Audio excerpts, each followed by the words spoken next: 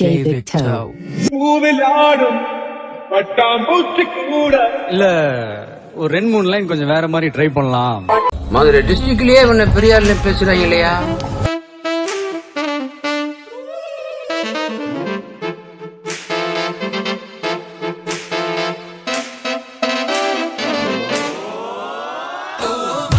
ஊருல சிங்கமா சிம்பிளா சிங்கிளா சுத்துற சிம்பிளா பங்கமா பரப்ப உங்கள ஹம்பிளா இருக்க விடுவ